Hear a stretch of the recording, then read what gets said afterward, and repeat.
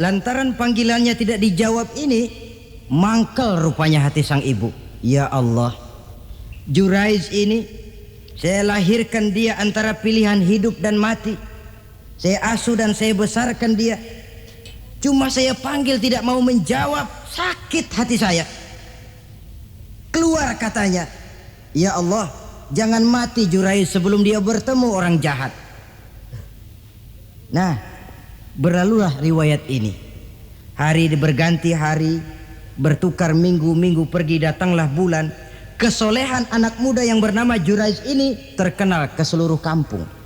Dan biasa kalau ada orang yang soleh, apalagi dia masih muda, yang usil banyak. Dan yang usil ini selalu berusaha mencari jalan bagaimana menghancurkan Juraiz ini. Saudara hadirin yang saya hormati, akhirnya mereka begini aja. Juraiz kan masih muda, kita goda pakai harta. Ah, tidak mungkin. Juraiz itu bukan orang yang mata duitan, dia tidak akan luluh oleh harta. Kita tawarkan kedudukan, juga tidak bisa. Ah, begini saja, dia kan masih muda toh. Iya, umpanin perempuan aja dah. Kirim cewek yang rada kece.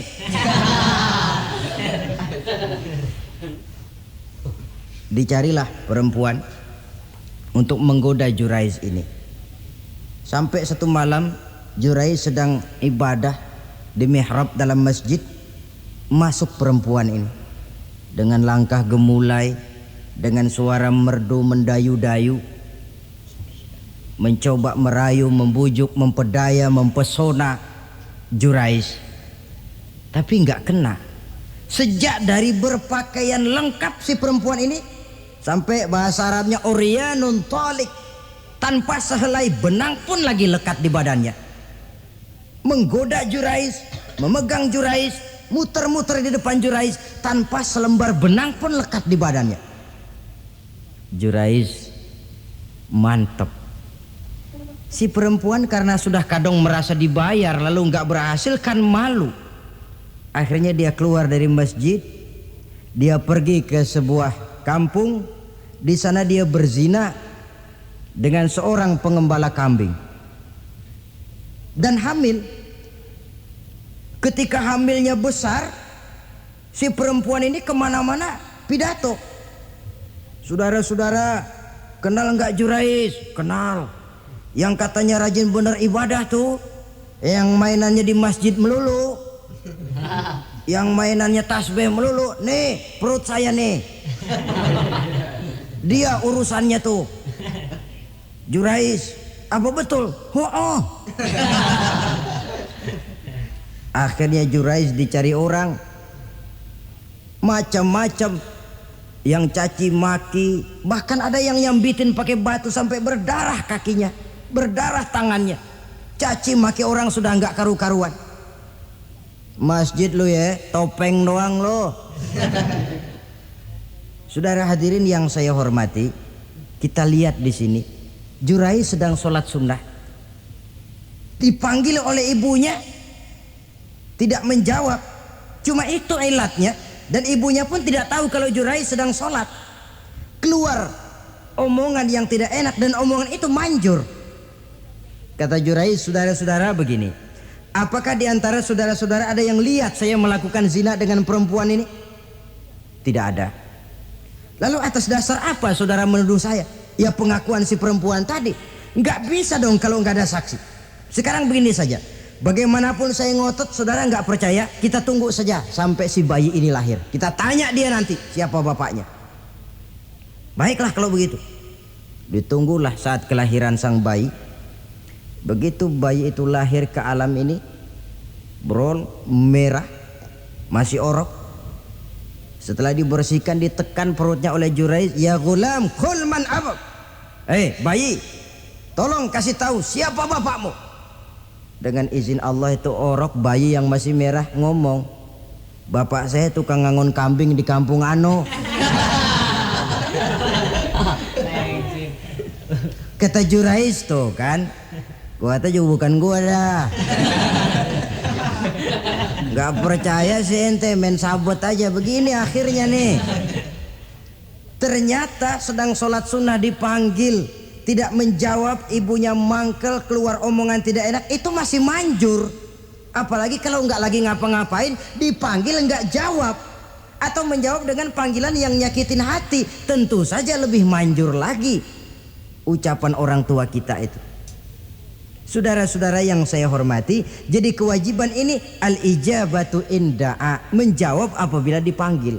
Teorinya mudah ini, prakteknya yang sulit. Pada suatu saat kita sedang menghadapi urusan yang sangat penting, orang tua manggil. Pada suatu saat kita sedang menghadapi tamu untuk sesuatu yang vital, orang tua manggil. Pada saat semacam itu, seperti ada hadis, tuan rumah wajib menghormati tamu, itu sih mudah dalam situasi normal. Tapi coba malam kita sudah nggak tidur, begitu mau tidur baru mau ngelayap, assalamualaikum tamu. Kondisi begini untuk mengamalkan hadis tadi bisa apa tidak menghormati tamu dalam kondisi yang memang kita ini sudah mestinya istirahat. Mestinya kan hati kita, tamu nggak tahu diri banget, gue mau tidur, datang. Kalau kondisinya normal, menghormati tamu bukan sesuatu yang sulit. Begitu juga menjawab panggilan orang tua ini. Kalau kondisinya normal, mudah. Tapi dalam kondisi di mana kita berhadapan dengan pilihan ini atau ini, di situ akan kelihatan bakti anak kepada kedua orang tuanya. Yang keempat, kewajiban anak al-itha'atu in amara ghairi maksiyatin. Taat kepada ibu bapak sepanjang perintahnya tidak untuk maksiat kepada Allah. Kalau sudah perintahnya untuk maksiat, gugur kewajiban untuk taat. Umpamanya ada orang tua ngajak anaknya, nak tong warung pojok yuk, ngapain mbak, kita teler. Umpama anak tidak wajib taat.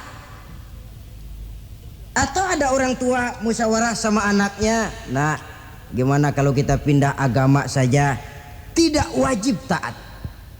Sepanjang perintah itu tidak untuk melakukan maksiat kepada Allah, anak wajib taat. Dan jangan lupa, kewajiban taat kepada kedua orang tua di bawah kewajiban taat kepada Allah dan Rasulnya. Allah dan Rasulnya, setelah itu ibu bapak. Apabila perintah tidak untuk melakukan maksiat, maka anak wajib untuk melakukan taat kepada kedua orang tuanya. Ini kewajiban yang keempat. Apatah lagi kalau cuma sekedar diperintah ngaji, diperintah sekolah, diperintah melakukan membantu pekerjaan yang ada di rumah. Itu sudah perintah yang di samping bermanfaat buat keluarga, juga menyangkut hari depan kita sendiri sebagai anak. Kadangkala memang kita mengukur dari sudut kepentingan kita tanpa melihat jauh ke depan. Misalnya ada anak pulang sekolah langsung ambil layangan sama benang berangkat ke lapangan. Orang tua karena melihat jauh ke depan, anak ini lelahnya belum hilang, dipanggil, nak pulang nak, jangan main layangan, sini dulu kau istirahat, makan, sholat, tidur siang nak, nanti bangun tidur barulah main. Si anak mungkin hatinya ngedumil, bapak orang main layangan aja dilarang. Ini kesan yang timbul, orang main layangan saja kok dilarang. Padahal larangan ini adalah untuk kemanfaatan dan kemaslahatan si anak itu sendiri. Tapi anak tidak mau mengerti, yang dia tahu dia dilarang main layangan. Itu cuma karena pandangannya yang tidak jauh menerawang ke depan. Pepatah bilang, sekejam-kejamnya macan tidak ada yang makan anaknya sendiri. Artinya bagaimanapun kondisinya, orang tua itu tidak ada yang akan sampai untuk menyengsarakan anaknya. Saudara-saudara kaum muslimin rahimakumullah, Jadi yang keempat, kewajiban untuk taat sepanjang tidak melakukan maksiat kepada Allah Subhanahu wa taala. Yang kelima, at-takallum ma'ahu bil-lin. Apabila bercakap-cakap dengan kedua orang tua, hendaklah dengan tutur kata yang lemah lembut. Wala tanharhuma wala taqul lahuma uffin wa qul lahuma qawlan karima. Jangan membentak, jangan uff saja, hus saja, itu sudah tercela dan tidak boleh menurut ajaran agama. Apatah lagi sampai membentak, maaf, apalagi sampai melakukan tindakan kekerasan. Menendang orang tua, na'udzubillah summa na'udzubillah. Memukul orang tua sendiri, Allah karim. Orang tua yang menyebabkan secara zahir keberadaan dia ke alam ini, sampai hati ditendang, dipukul, dibangsat-bangsati. Tidak ada kedurhakaan yang lebih berat selain daripada kedurhakaan kepada kedua orang tua sesudah orang menyekutukan Allah. Sehingga pantas kalau Nabi memberikan vonis ridullah fi ridul walidain wa sukhtullah fi sukhtil walidain. Keredoan Allah di dalam keredoan ibu bapak, dan murka Allah pun berada dalam kemurkaan ibu bapak. Ibu bapak ridho, Allah insya Allah ridho. Ibu bapak murka, Allah murka. Jadi kebahagiaan apa yang bisa kita tegakkan dalam hidup tanpa restu dan doa kedua orang tua kita? Si anak mungkin karena pendidikannya lebih tinggi, pengalamannya lebih luas, pergi ke mancanegara, bisa segala macam bahasa, dididik secara canggih, tapi apakah itu lalu berarti dia harus memalingkan diri dari kedua orang tuanya? Sama sekali tidak. Disinilah unsur yang namanya keberkahan. Maka sering dijelaskan orang tua adalah keramat hidup. Kita sering ziarah. Ya kadang-kadang kalau yang diziarahi kiai ya lumayan, kadang-kadang yang diziarahi dukun yang sembahyang aja enggak. Cari mbah ano, cari ambah ano, cari keramat ano, cari keramat ini, cari keramat itu. Dan jangan lupa di beberapa daerah yang namanya kiai itu ya, yang disebut kiai, bukan cuma orang yang ngerti agama. Ya kalau saudara ke keraton Jogja malah segala gerobak namanya kiai. Iya toh, kereta kencana itu degung namanya kiai. Lalu jangan lupa itu misi zending pertama namanya juga Kiai Sadrak itu. Kiai tapi misi zending. Kalau di sana itu kiai itu panggilan untuk yang dipertua. Kita ziarah cari keramat Mbah Buyut, Mbah Sapu Jagat, Mbah Brojo, macam-macam mbah. Tapi kita lupa di rumah kita ada keramat hidup. Siapa itu? Ibu bapak kita. Sebelum jauh-jauhlah berziarah ke tempat-tempat yang lain, di rumah itu ada keramat yang hidup. Ibu dan bapak kita sendiri, keramat hidup. Dengan doanya hidup jadi berkah. Tapi kalau kita sakiti hatinya, hidup ini lalu jadi sempit, jalan bagai tertutup. Maka berbahagialah seorang anak apabila dia sudah sanggup melakukan satu bakti yang bisa menyenangkan hati kedua orang tuanya. Bercakap-cakap, berbicara dengan lemah lembut. Kadang-kadang di sebagian daerah ya sudah jadi kebiasaan manggil orang tuanya pakai elu aja. Bapaknya dianggap CS. Salaman juga main kedet aja. Halo be. Di Samsu bapaknya nggak boleh meleng, main buat aja. Dari panggilan saja, saudara hadirin yang saya muliakan, sudah memberikan cermin. Sebab bahasa adalah cermin dari pribadi orang. Kalau kepada orang tua kita sendiri kita memakai ke bahasa yang kasar, cermin bahwa pribadi kita memang pribadi yang kasar. Jadi pantas kalau agama mengatakan apabila kedua orang tuamu sudah mencapai usia lanjut, fala tanharhuma, jangan membentak, wala taqul lahuma uffin, jangan berbicara uff, wa qul lahuma qaulan karima, sampaikan berbicara kepadanya dengan qaulan karima, kata-kata yang mulia. Bukan kata-kata yang bagus dan indah diminta, qaulan karima, kata-kata yang mulia. Ya Allah, luhur, indah betul bahasa Quran ini. Berbicara kepada kedua orang tua dengan kata-kata yang mulia. Jadi sekedar oi, itu saja tidak boleh, konon lagi sampai membentak. Termasuk orang tua ini ya mertua. Dan orang tua kan tiga toh. Orang tua yang menyebabkan kita lahir ke dunia, ibu bapak kita. Orang tua yang mempercayakan anaknya kepada kita, mertua kita. Dan orang tua yang mendidik kita, guru kita. Ketiganya berfungsi orang tua. Kewajiban ini juga berlaku. So mertua kan cuma sekedar istilah, pada hakikatnya dia adalah orang tua kita juga. Jangan lalu berbeda karena cuma dia bapaknya istri kita. Sama saja. Kalau kepada orang tua sendiri menghormati, lalu kepada mertua kita kurang begitu perlu, itu sudah satu sikap yang tidak adil. Tentu itu akan menyakiti hati istri. Atau kalau dia istri akan menyakiti hati suami. Berkata dengan kata-kata yang mulia. Saudara-saudara, yang keenam, in ihtaja ilal kiswah kasahu in qadara 'alaiha. Kalau dia perlu pakaian, berikan pakaian walaupun dia sendiri mampu membeli. Nah, antarin bapak beli kacamata yuk. Ayo pak. Sudah sampai di toko kacamata, bayar oleh anaknya. Walaupun si bapak punya duit dan si bapak yang ngajak beli, kewajiban anak bayarin.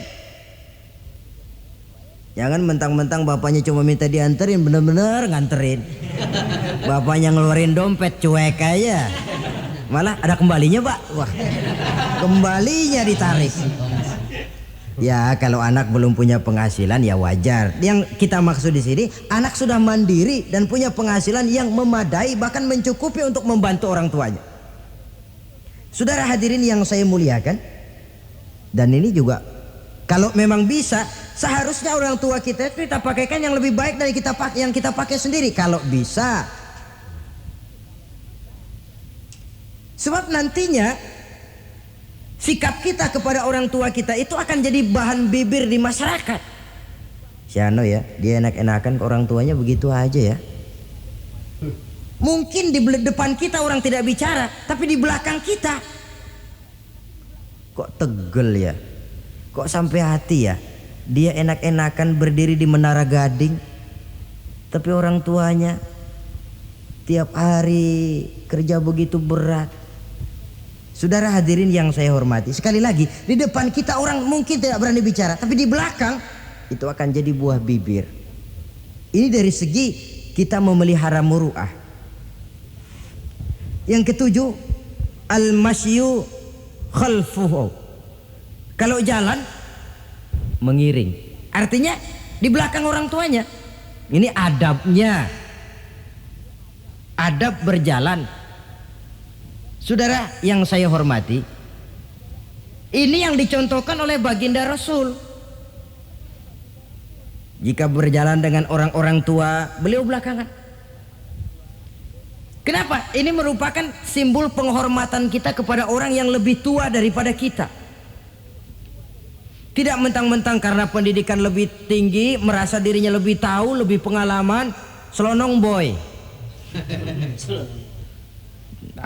Orang tua tahu apa sih? Minggir. Waduh, hebat. Saudara hadirin yang saya hormati, al-masyu khalfuhu, berjalan di belakangnya. Begitu juga untuk mengemukakan pendapat. Kalau suatu saat orang tua mengajak musyawarah, dengarkan dulu omongannya, tangkap seluruhnya. Kalau kita merasa bahwa itu salah, jangan lalu dipotong. Salah pak, jangan begitu, bapak kolot sih. Salah, jangan. Sebab itu akan menyakiti hatinya. Kalau hatinya terluka, itu sudah merupakan satu dosa, melukai hati kedua orang tua. Kalau toh dianggap kita diminta mengemukakan pendapat, kemukakan pendapat itu. Kalau menurut saya sih begini. Dan itu memang orang tua yang bijaksana. Dia juga tidak cuma memaksakan pendapatnya, tapi juga minta pendapat dari si anak. Ada timbal balik, sistemnya komunikasi keseimbangan. Inilah makna ucapan Nabi, bukan termasuk golonganku, kata Nabi. Orang tua yang tidak sayang kepada anak muda dan orang muda yang tidak menghormati orang tua. Bukan golonganku. Jadi seimbang tuh. Yang tua sayang yang muda hormat yang tua. Tapi yang tua jangan minta dihormati. Ini kewajiban orang muda, menghormati. Kewajiban yang tua apa? Sayangi yang muda. Jangan mentang-mentang yang muda harus menghormati yang tua, lalu yang tua minta dihormati, gila hormat. Gua kan tuaan lo, kalau salaman sama gue cium tangan ya. Pokoknya kalau lo nggak nanya, gua nggak nanya. Mentang-mentang tua lalu pasang tarif. Tidak, malah kalau menurut tradisi Islam ya, tradisi Islam saya katakan, Nabi itu siapapun yang beliau temui, beliau yang pertama kali memberi salam. Sebab bila dua orang muslim ketemu, yang terbaik adalah yang pertama ngasih salam. Si A, si B ketemu, siapa yang paling baik di antara keduanya? Yang duluan ngucap salam. Jadi berebut ngucap salam. Kita zaman sekarang kadang-kadang kita sudah assalamualaikum, yang nyautin kayak sirawan. Mukanya pakai ditekuk. Kita sudah yang muda mau menghormati, yang tua malah gila hormat. Yang muda jangan cuma minta disayangi tapi nggak sanggup menghormati yang tua. Sistem keseimbangan. Yang tua sayang yang muda hormat kepada yang tua. Kalau ini terwujud, nikmat kehidupan bermasyarakat ini. Kadang-kadang kan pincang, yang tua nggak sayang sama yang muda. Ada bakat-bakat terpendam yang mau maju dianggap saingan. Nah, kalau yang begini maju rusak gua nih. Lalu diteken.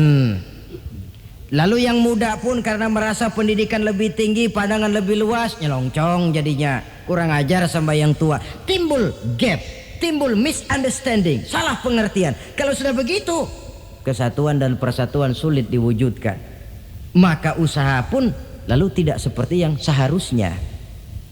Saudara-saudara yang saya hormati, yang ke-8 sekarang, kewajiban anak itu apa? Al-irda'u lahu bima radiya li nafsihi. Mencari keredoan dari orang tua tentang sesuatu yang dia ridho. Artinya orang tua kita senang apa? Kita berusaha senang itu. Mengukur orang tua itu dengan diri. Ukurannya diri. Yang orang tua kita senang, kita berupaya senang. Orang tua kita senang ngaji, berusahalah kita untuk senang hadir di majelis ta'lim. Orang tua kita senang baca Quran, kita juga berupaya senang membaca Quran. Sebab yang paling membesarkan hati orang tua sesungguhnya tidak lain kalau dia melihat anaknya ini sesuai dengan yang dia harapkan. Oh, kalau sudah begitu orang tua itu cucuran keringatnya, peras keringat banting tulangnya, jibakunya, rasanya hilang capeknya. Kebahagiaan orang tua tidak cuma kalau anaknya jadi kaya lalu mengantarkan makan, minum, buahan, peralatan yang serba leks, tidak. Lebih dari sekedar itu orang tua berharap dia bisa menerima pensiunan pahala dari meninggalkan anak yang soleh. Alangkah indahnya jika orang tuanya nanti wafat meninggalkan alam ini, anak-anaknya mengurubungi di sekelilingnya, memimpin orang tuanya membacakan syahadat, anak-anaknya juga yang memandikan, anak-anaknya yang menyolatkan, anak-anaknya yang menurunkan dia ke liang lahat, anaknya yang mendoakan. Alangkah nikmatnya orang tua macam itu. Tapi kan langka. Di samping karena memang orang tua kurang mengarahkan, anak pun kurang perhatian ke arah itu. Begitu bapaknya mati, ambil mana ambil, suruh mandiin. Akan lebih baik kalau anaknya yang mandiin. Tangga panggil nyembayangin, anaknya malah nonton dari jauh, nggak ikut nyembayangin, mau kok tegel. Kenapa nggak ikut nyembayangin? Ya nggak bisa sembayangnya. Ya kalau macam Abu Nuwas dulu nggak bisa, masih ada akal, ikut sembayang jenazah. Dia nggak tahu kalau sembahyang jenazah itu cuma diri, nggak pakai ruku, nggak pakai sujud. Imam takbir, dia takbir. Begitu takbir kedua dia kira ruku dia. Habis takbir lagi sujud. Orang-orang nggak ada yang sujud, bingung. Selesai ditanya dia, Abu Nawas kenapa tadi pakai sujud? Dia bilang ini mayit dosanya kebanyakan.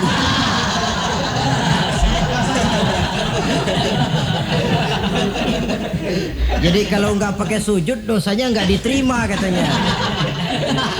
Dosanya nggak diampuni kalau nggak pakai sujud. Makanya saya pakai sujud.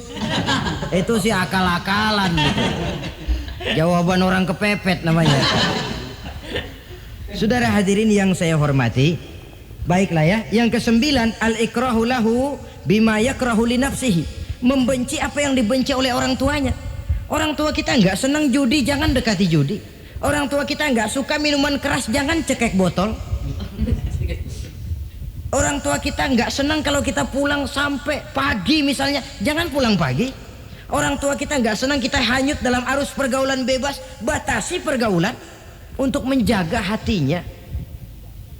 Taruhlah kita senang, tapi di depan orang tua kan harus berusaha menjaga hati kedua orang tua kita. Ini tidak berarti bahwa di depan orang tua baik lalu di belakang orang tua merdeka. Kalau di depan orang tua mah kalem, begitu orang tua hilang merdeka, lalu berbuat semau-maunya, tentu tidak. Lalu yang ke-10, ad-du'a lahu bil maghfirah kullama da'a li nafsihi. Mendoakan kedua orang tuanya tiap kali dia mendoakan dirinya. Ya, kewajiban anak tidak lupa tiap kali berdoa untuk dirinya, orang tuanya disertakan. Rabbighfirli wali walidayya, ampuni saya dan ampuni dosa ibu bapak saya. Pak, itu kalau orang tua masih hidup ya. Sekarang kalau orang tua sudah meninggal, bagaimana berbaktinya? Gampang. Pertama, antasila akrabaihima, bersilaturahmi dengan kerabat yang ditinggalkan oleh orang tuanya. Jadi jangan setelah orang tua mati lalu kehabisan obor. Orang tuanya kita senang, anaknya kita benci, sama aja ngebenciin orang tuanya itu. Karena sering kejadian begitu. Zaman orang tuanya masih hidup, kawan medok, kawan lengket, orang tuanya udah mati, turunannya malah dimusuhin. Itu juga nyakitin orang yang sudah meninggal. Bersilaturahmi dengan kerabat yang ditinggalkan. Yang kedua, kalau orang tua sudah meninggal, cara berbuat baiknya bagaimana? Antastaghfira lahuma wa tad'u lahuma. Mohon ampun dan mendoakan keduanya. Itulah jadi orang soleh nikmatnya. Sudah mati pun kita masih kebagian doa. Orang soleh kemana-mana didoakan orang. Dia lagi tidur, ada yang sembahyang. Dalam tahiyat dia baca Assalamu alaina wa ala ibadillahi sholihin. Ya Allah, berikan keselamatan kepada kami dan kepada hamba-hambamu yang soleh. Ini orang yang soleh, semua orang soleh kebagian doa itu. Walaupun dia lagi tidur, tidurnya didoakan orang. Dia sudah mati, kuburnya diziarahi orang, dibacakan doa. Lain kalau bajingan, liwat di kuburannya orang, serem. Bajingan kemarin mati dipendam di sono. Lu jangan liwat sono, lu kesurupan. Liwat orang ngeri. Bagaimana lagi mau mendoakan? Yang ketiga, orang tua yang sudah meninggal itu cara berbaktinya wa anta tasaddaqu lahuma. Kalau ada rezeki, bersedekah atas nama keduanya. Pak, 100.000 untuk pembangunan masjid, saya niat pahalanya untuk almarhum kedua orang tua saya. Insya Allah sampai. Oh, kalau tidak sampai, Rasul tidak akan mengajarkan badal haji. Untuk apa? Diajarkan badal haji artinya amalan orang yang masih hidup ada kaitannya dengan orang yang sudah meninggal. Bersedekah atas nama kedua orang tua. Saudara hadirin yang saya muliakan, mudah-mudahan Allah menjadikan kita anak yang bisa berbakti kepada kedua orang tua kita. Amin. Ini sajalah pertemuan kita yang singkat ini. Terima kasih atas segala perhatian dan mohon maaf atas segala kekurangan. Usikum wa nafsi bitaqwallah. Wassalamualaikum warahmatullahi wabarakatuh. Waalaikumsalam.